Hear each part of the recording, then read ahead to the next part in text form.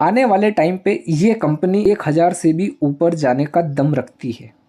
ठीक है, ये दिखा देगा आने वाले टाइम पे 1000 से भी ज़्यादा। लेकिन वो कब, ऐसा नहीं कि आपने आज ही खरीदा और कल ही आप बोल दो कि ये 1000 हो जाए। जी नहीं, ये शेयर मार्केट है। यहाँ पे क्या होता है देखो। वेलकम है जी आप सभी का लॉन्ग टर्म इन्वेस्टमेंट की इस सीरीज़ में। तो आज अपन जिस कंपनी के बारे में बात करने वाले हैं उस कंपनी का नाम है IRB इंफ्रास्ट्रक्चर। ठीक है, कंप्लीट एनालिसिस करेंगे आज की इस वीडियो में हम कि इस कंपनी के शेयर अभी हमें खरीदने चाहिए या नहीं खरीदने चाहिए, और अगर आपने पहले से खरीद रखे हैं तो आप इसको लॉन्ग टर्म के लिए होल्ड कर सकते हो या नहीं। ठीक है, लेकिन आपने कितने पे खरीद रखे हैं कमेंट करके ज़रूर बताइएगा। और हाँ, I am not a SEBI registration member. यह वीडियो मैं केवल एक एजुकेशन पर्पस के हिसाब से बना रहा हूँ। अगर आप कुछ भी इन्वेस्ट करते हो, इन्वेस्ट करने का सोच रहे हो, तो एक बार अपने फाइनेंसर से ज़रूर डिस्कस कर लीजिएगा। ठीक है जी, सबसे पहले ये जान लीजिए कि इस कंपनी का कारोबार क्या है। तो भाई साहब, ये जो कंपनी है रोड और हाईवे बनाने का काम करती है। ठीक है, आप देख सकते हो रोड एंड हाईवे सेक्टर्स। ठीक है, अब इस कंपनी का मार्केट कैप कितना है उसको देख लीजिए। सबसे पहले 34,519 करोड़ का। वहीं इस कंपनी के ऊपर कर्जा कितना है, 18,838 करोड़ का। ठीक है, एक साल के अंदर इस कंपनी के शेयर ने लो और हाई कितना लगाया है, तो लो की अगर हम बात करें 36 रुपये 80 पैसे का इसका लो है और 78 रुपये 20 पैसे का इसका हाई है। ठीक है, करेंट प्राइस कितना चल रहा है, 52 रुपये 20 पैसा। ठीक है, बुक वैल्यू कितनी है इस शेयर की, 23 रुपये 10 पैसे। पीई कितना है, 56। ठीक है, ROE कितना है, तो भाई साहब यहाँ पर आप देख सकते हो 4.38%। ROC कितना है, 8.96%। प्रॉफिट आफ्टर टैक्स मतलब 616 करोड़। मतलब कंपनी ओवरऑल क्या है भाई साहब, प्रॉफिटेबल। ठीक है, कर्जा है कोई दिक्कत नहीं, लेकिन कंपनी प्रॉफिटेबल है। सबसे मेन चीज़ वही होती है कि कंपनी प्रॉफिट जनरेट कर रही है या नहीं। फेस वैल्यू कितनी है, 1 की। ठीक है, डिविडेंड पे करती है या नहीं, तो आप देख सकते हो 0.53% ये अपने शेयर होल्डर को डिविडेंड पे करती है। ठीक है, प्रॉफिट में ग्रोथ हो रही है, ये देख लीजिए 23% की हमें प्रॉफिट में ग्रोथ देखने को मिल रही है। प्रमोटर होल्डिंग कितनी है, 30.40% की। ठीक है जी, तो ये तो कुछ इंपॉर्टेंट टॉपिक हो गए। बाकी हम चलते हैं सीधे अब कंपैरिजन वाले सेक्शन में। इस कंपनी का कंपैरिजन हमें किस किस कंपनी के साथ देखने को मिल रहा है। तो भाई साहब ये आप देख सकते हो कंपैरिजन वाला सेक्शन है। 1 से लेके 7 कंपनी हमें यहाँ पर दिख रही है। ठीक है, वहीं पर IRB इंफ्रा दूसरे नंबर पर है। ठीक है, जिसका शेयर प्राइस कितना है भाई साहब, आप देख सकते हो 57। बाकी इन सभी कंपनी का शेयर प्राइस बहुत अच्छा ट्रेड कर रहा है। सबसे अगर हाई अगर हम किसी का देखें तो वो है GR इंफ्रा का। ये देखिए 1632 के आसपास। अगर PE की अगर हम बात करें तो दूसरे नंबर पर इसका ही है 56 का। फर्स्ट नंबर में किसका है, रेल विकास का। ये देखिए 72.24 का। ठीक है, अगर हम मार्केट कैप की बात करें तो जिस कंपनी का सबसे हाई है स्टॉक GR इंफ्रा का, उसका मार्केट कैप है 15,738 करोड़ का। वहीं IRB इंफ्रा का कितना है आप खुद ही देख सकते हो, 34,519 करोड़ का। ठीक है, मतलब भाई साहब आगे जाके ये कंपनी कितना आगे जा सकती है कमेंट करके ज़रूर बताइएगा, या फिर आपकी इस पर क्या राय है कमेंट करके ज़रूर बताइएगा। अब सीधे चलते हैं प्रॉफिट और लॉस वाले सेक्शन पे कि कंपनी जो है वो प्रॉफिट जनरेट कर भी रही है या नहीं।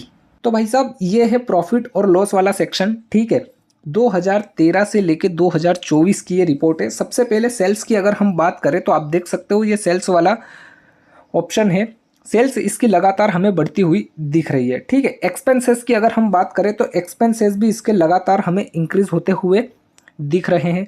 ऑपरेटिंग प्रॉफिट की अगर हम बात करें तो आप देख सकते हो ऑपरेटिंग प्रॉफिट भी इस कंपनी का हमें लगातार बढ़ता हुआ ही दिख रहा है।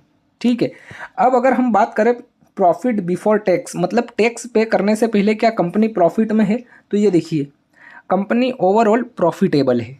ठीक है, नेट प्रॉफिट की अगर हम बात करें कि टैक्स वैक्स सब काटने के बाद कंपनी के हाथ में नेट प्रॉफिट आ भी रहा है या नहीं, तो लगातार हमें इस कंपनी में नेट प्रॉफिट वाला सेक्शन आप देख सकते हो। लगातार इस कंपनी ने प्रॉफिट जनरेट करा है 2013 से लेके 24 तक। ठीक है, मतलब जो प्रॉफिट और लॉस वाला सेक्शन है ये एकदम ओके रिपोर्ट है। अगर आप देखोगे तो 2021 में इसका प्रॉफिट कम हो गया था। ठीक है, उसके बाद 2022 में थोड़ा सा बढ़ा, 23 में फिर बढ़ा और 24 में अभी हल्का फुल्का 2023 के मुकाबले डाउन है, लेकिन 2021 में कंपनी ने प्रॉफिट कुछ कम करा था, बाकी 2013 से लेके 2020 के मुकाबले। तो ये चीज़ हमें चार्ट पे भी देखने को मिलेगी, ठीक है। अगर कंपनी ज़्यादा प्रॉफिट करती है तो उसका शेयर का जो प्राइस है वो बहुत ज़्यादा इंक्रीज होता है। अगर कंपनी प्रॉफिट कम करती है कुछ कारण से तो उसका हो सकता है उसका शेयर हमें डाउन जाता हुआ दिखे, ठीक है। अब बात कर लेते हैं बैलेंस शीट की। तो भाई साहब ये आप देख सकते हो, ये है कंपनी की बैलेंस शीट 2013 से लेके 2024 की ये रिपोर्ट है अपने सामने। इक्विटी कैपिटल अगर आप देखोगे, कंपनी के पास इक्विटी कैपिटल लगातार हमें इंक्रीज होती हुई दिख रही है 2013 से लेके 2024 के मुकाबले। रिजर्वेस की अगर हम बात करें तो कंपनी के पास रिजर्वेस भी हमें बढ़ते हुए ही दिख रहे हैं, ठीक है। अदर लाइबिलिटी की अगर हम बात करें तो अदर लाइबिलिटी कंपनी के पास पहले बहुत ज़्यादा थी 2017 में, उसके मुकाबले अभी 12,048 की दिख रही है, ठीक है। अदर एसेट्स की अगर हम बात करें तो अदर एसेट्स भी पहले इंक्रीज थे बहुत ज़्यादा, अगर आप देखोगे 2017 में। वहीं अगर अभी देखोगे करंट में तो 10,489 दिख रहे हैं, ठीक है। टोटल लाइबिलिटी और एसेट्स की अगर हम बात करें तो कंपनी के पास भैया जितनी लाइबिलिटीज़ हैं उतने ही एसेट्स हमें दिख रहे हैं, मतलब बैलेंस शीट इन्होंने बढ़िया मेंटेन कर रखी है, ठीक है।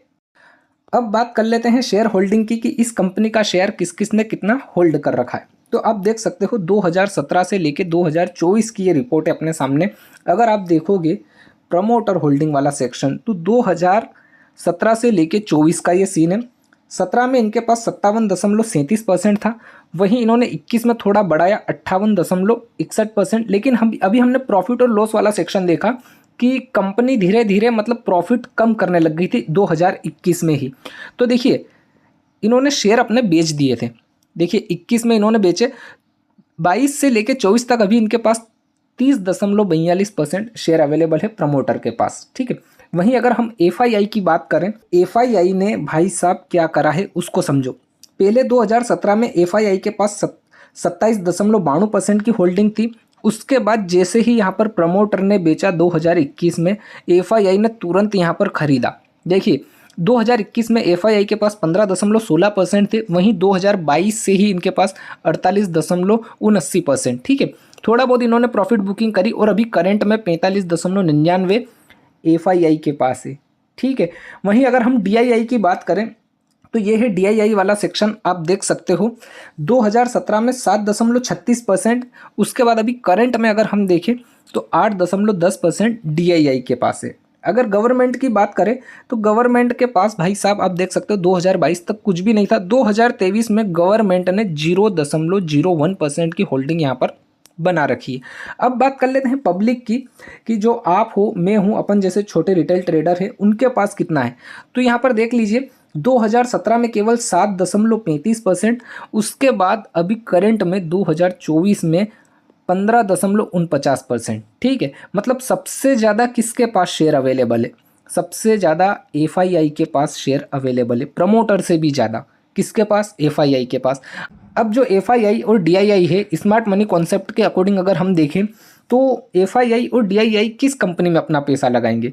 क्या जो कंपनी डाउन जाएगी उस कंपनी में पैसा लगाएंगे, या फिर जो कंपनी आगे जाके बहुत ज़्यादा ग्रो करेगी उस कंपनी में पैसा लगाएंगे? अभी अगर हम यहाँ पर देखें तो 45.99% की होल्डिंग एफआईआई की है और सबसे ज़्यादा, ठीक है, प्रमोटर के पास भी इतनी नहीं है। तो भाई साहब इसका सीधा सीधा मतलब यही है कि आगे आने वाले टाइम पे ये कंपनी बहुत ज़्यादा ग्रो कर सकती है, या फिर ये कंपनी बहुत ज़्यादा ग्रो करने वाली है, इसीलिए एफआईआई ने सबसे ज़्यादा अपना पैसा इस कंपनी में लगा रखा है। प्रमोटर से भी ज़्यादा एफआईआई का है, ठीक है। बाकी इस पर आपकी क्या राय है कमेंट करके ज़रूर बताइएगा। और हाँ, यहाँ पर आप देख सकते हो 2021 में प्रमोटर ने अपने शेयर बेचे हैं, ठीक है।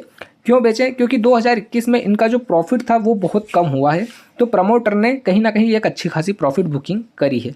वहीं अगर हम प्रॉफिट और लॉस वाले सेक्शन को देखें तो ये आप देख सकते हो 2021 की ही रिपोर्ट है।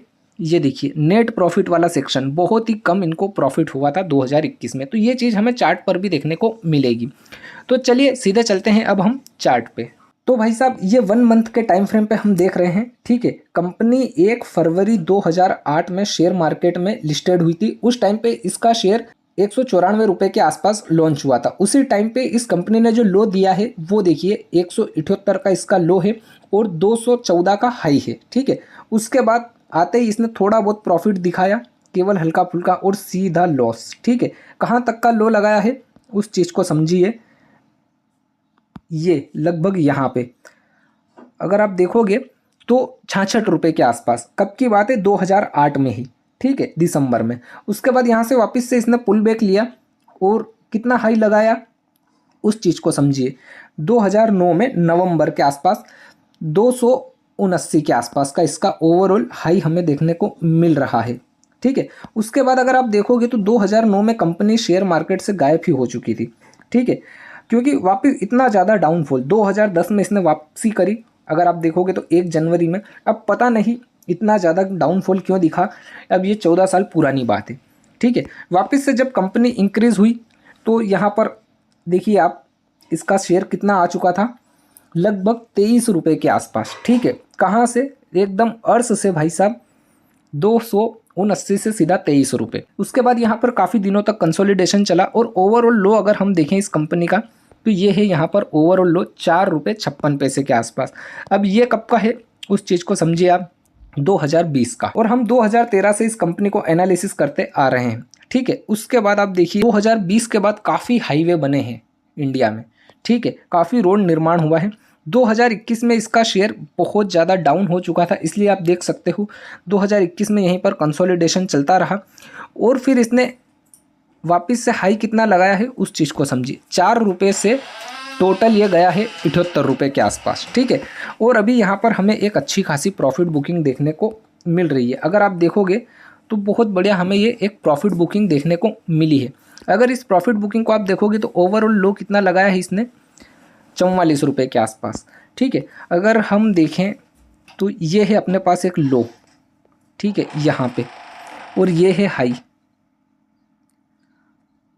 इसके अकॉर्डिंग अगर देखोगे तो प्रॉफिट बुकिंग एकदम सही और सटीक जगह हो चुकी है, ठीक है। अब इसको हम 1 वीक टाइम फ्रेम पे कन्वर्ट कर लेते हैं। तो देखिए 2 वीक में इस शेयर ने बढ़िया कैंडल क्लोज कर दी है, ठीक है, ये यहाँ पर। अब देखिए इस कंपनी का शेयर अभी कितना चल रहा है, 57 रुपये पे, ठीक है। हमने कंपनी का मार्केट कैप देखा, जिस कंपनी का शेयर सबसे ज़्यादा हाई है कंपैरिजन वाले सेक्शन में, उस कंपनी का मार्केट कैप छोटा है इस कंपनी के मुकाबले, मतलब इस कंपनी का मार्केट कैप उस कंपनी से बहुत ज़्यादा बड़ा है।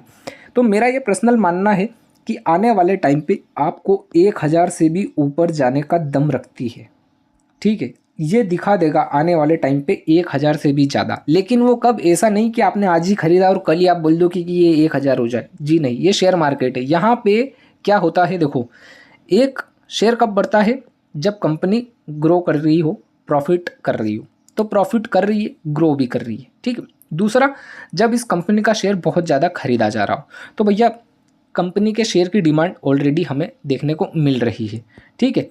उसके बाद अगर आप देखोगे तो कंपनी का जो चार्ट है वो ऐसे ही चलेगा, ठीक है, ऐसे नहीं चलेगा, बढ़ेगा, प्रॉफिट बुकिंग आएगी, फिर बढ़ेगा, फिर प्रॉफिट बुकिंग आएगी, फिर बढ़ेगा, फिर प्रॉफिट बुकिंग आएगी, फिर बढ़ेगा, इस तरीके से चलेगा, समझ रहे हो। बाकी एकदम ये कंपनी भाई साहब ओके रिपोर्ट है, कोई झोल वाला काम नहीं है, ठीक है। आई होप आपको सारा कुछ समझ में आ चुका होगा।